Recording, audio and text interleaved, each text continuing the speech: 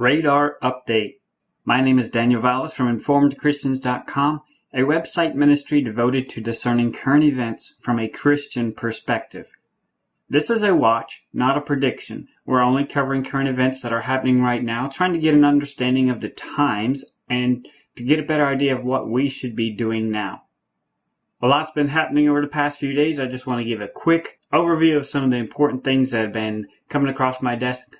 Of course, we've heard the calls for peace and safety that the Bible tells us to listen for, and we've heard them, and they've been in a very tight cluster, and we really haven't heard any major ones since then, so we know it's not just a normal, everyday thing. And when we look at the different venues and channels that the calls have gone out through, you can't get much higher than who said it. So we know the calls for peace and safety have gone out, and the Bible says when you hear them say this, then you know sudden destruction cometh. And so we know that a storm is looming on the horizon, and anyone just looking at the world events right now can tell things are quickly falling apart. But let's look at some other things that are going on in context with where we find ourselves right now in the midst of Hanukkah, the Festival of Lights, the Festival of Dedications, which is really a repeat of the Feast of Tabernacles, which should have happened 3 months ago. That is the story behind Hanukkah. It really is a repeat of the Feast of Tabernacles. So we've been considering a lot of that same symbolism and importance of the Feast of Tabernacles right now is what we need to be considering as well.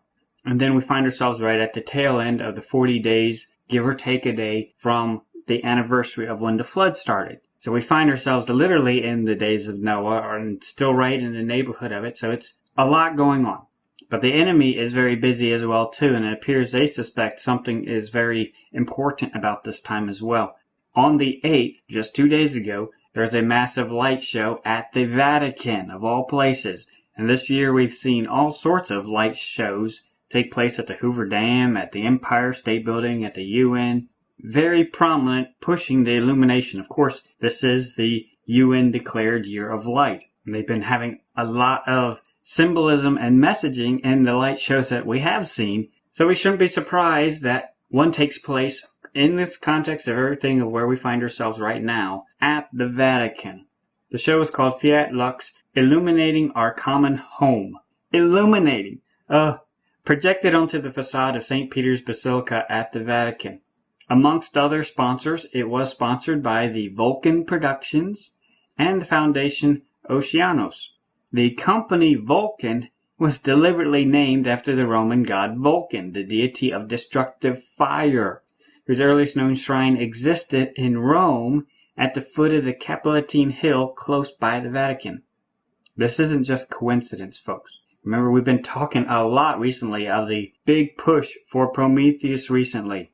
So it shouldn't surprise us that a light illumination show is going on at the Vatican, sponsored by the Vulcan god of destructive fire company. Oceanos is named after the Greek and Roman Titan god Oceanos, who is held to be the divine personification of the sea. This is not just a light show. This is a major message. The show is titled Fiat Lux, Illuminating Our Common Home. Fiat Lux is the first command issued by God at the beginning of creation. Let there be light. Who transforms himself into an angel of light? Lucifer, the Prometheus, all that symbolism that we've been talking about very recently over the past few videos. And then the show, not surprisingly, starts with a rising sun, who would be Apollo. They have all sorts of animals in there because it's supposedly about animals and endangered species and whatnot. But of course they have the panda in there, a clownfish, and we've seen those references earlier, a lion, and who roams about as a roaring lion? Satan. So it shouldn't surprise us that right here at his seat too, basically, he's portrayed. And then fire, flames, coals. Now, of course, that doesn't surprise us, and even the way they laid out the candles is almost reminiscent of a phoenix spreading its wings. There's a lot of symbolism here. This is not a show. Presentation is everything. The company that put on the show was called Obscura Digital. And they've done some very interesting projects before with black cubes and tesseracts. But they're also the same company that did the projections at the UN building and the one on the Empire State Building. In fact, the show that was projected onto the Empire State Building was the prototype of the one that was projected at the Vatican. Of course, the New York version of the show incorporated pagan deities such as Gaia, Aya, and Kali, the Hindu goddess of death and destruction, which instantly reminds us of Shiva and CERN and all that. The main artist for this company who put together all these productions, including the one that's shown at the Vatican, has some very interesting background in the occult. And even in interviews with him, he makes no bones about his connection with the occult, his appreciation for the force involved with psychedelics, drugs, talk about going to different levels of consciousness. And you can tell just by the artwork, this guy, and of course we've talked a lot recently of Pan and how all that's coming onto this, been pushed because that's coming onto the scene, panic and war. Those go together in pandemonium. And then he talks about all his familiarity with Eastern figures and deities and his complete knowledge of it all and how he works it into his artwork. Of course, one of his artworks is about Shiva. This is the guy who put together the projection at the Vatican. This is not coincidence. This is not a light show. This is not a light show just for cute, fluffy animals.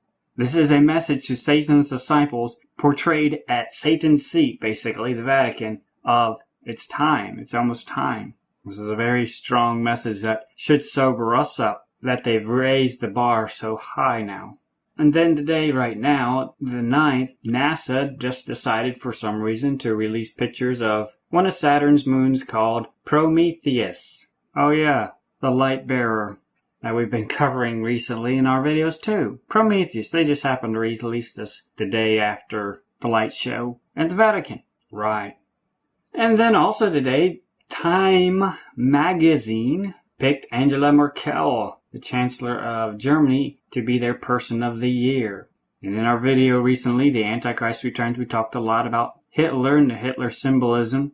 And Hitler, at one time, was the Time magazine Person of the Year. And here we are finding ourselves again with a lot of the same symbolism going on and being pushed at this time of year. So it really was not surprising that she was picked. And you could tell the painting was done that way on purpose, to draw attention to the eyes. If you look at the eyes are done with incredible detail compared to everything else.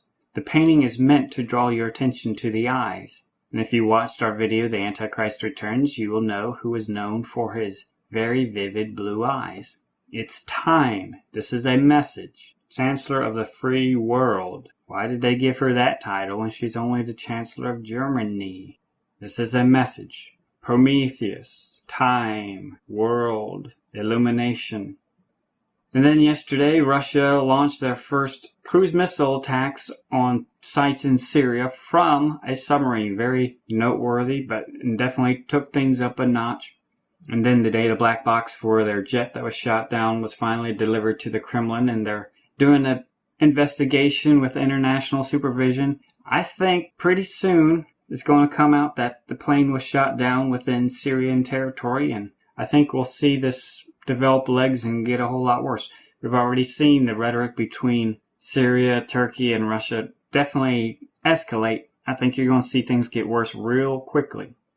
And then, of course, today, Putin and the defense minister happened to go on TV, and they were talking about the new cruise missiles that were launched from their submarine, and they just happened to mention that, oh, we now see that these are new, modern, and highly effective high-precision weapons that, could be equipped either with conventional or special nuclear warheads. Hint, hint. And if you watch the video of them doing this, number one, you'll be able to see how fake it is. It's completely staged for the media. This is a deliberate leak. Remember back on November 11th, just a few days ago, they had that leak about the nuclear drone torpedo. That was a message then, and now they're also sending another message. Oh wow, these cruise missiles launched from a submarine work so well, we could put regular explosives on there. Even a nuclear weapon would work really good too, come think of it. And then right in the middle of him saying that, he pauses for a second and readjusts his watch. He draws attention to his watch. Time. It's a signal. And if you watch the video of them talking, you could tell just from the body language, this was all scripted. This was all totally for the cameras. This was deliberate to send out a message that this is time. You're about to see something dramatically escalate. So right after he finishes messing with his watch real quickly, they return to their scripted little talk, and he says, well, naturally, we don't think that we actually will need to use nuclear weapons when fighting terrorists. It's a message, folks. The Bible tells us that we should listen and watch, be sober and vigilant. And when we hear them call for peace and safety, when we hear that being called out in a secular arena, and calls for peace and safety, that means sudden destruction is coming. That's not a metaphor. That's not poetic language. Sudden destruction is coming. Satan knows it, and he's telling his disciples to get ready for it, and that it's time. There's a lot that is coming together right now, and I hope you have ears to hear what is going on. I hope you are sober, and you are setting aside all distractions at this time, because now is not the time to be distracted. We must be sober. We must be vigilant. We must be about the task of preparing ourselves for the Lord's return. Jesus told his disciples, be ye ready. And he gave 7 letters to the churches of how they can be ready. And the overwhelming message of all of them was overcome. Overcome the world and anything that is keeping you from God and keeping you from serving God. Serve Christ first and highest above all else. Maranatha.